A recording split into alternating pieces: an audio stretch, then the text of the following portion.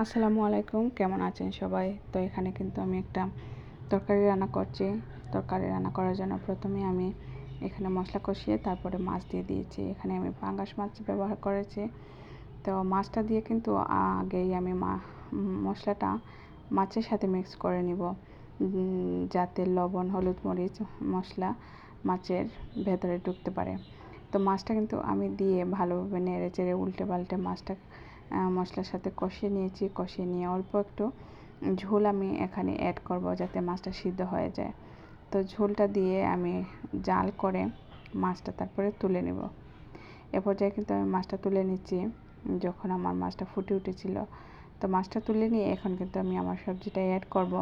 আমি কিন্তু মাঝে মাঝে এইভাবে সবজি রান্না করি। তো এখানে আমি মিষ্টি কুমড়া ব্যবহার করছি। তো আজকে মিষ্টি কুমড়া সবজি রান্না করছি মাছ দিয়ে। তো মিষ্টি কুমড়া দিয়ে কিন্তু আমি নাড়াচাড়া করে নিয়েছি। নিয়ে মিষ্টি কুমড়াটা আমি সিদ্ধ করে নিয়েছি। সিদ্ধ করে এখন আমি আমার ওই যে মাছটা কষিয়ে রেখে দিয়েছিলাম, সেই মাছটাই অ্যাড করেছি। মাছটা অ্যাড করে এখন নেড়ে চেড়ে আমি জাল করে নেব 2-3 মিনিটের মতো।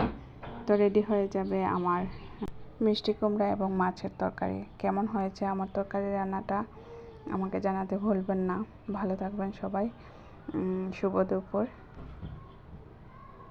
এখানে কিন্তু আমার তরকারিটা হয়ে গিয়েছিল। আমি ঝোলটা অনেকটাই টেনে নিয়েছিলাম।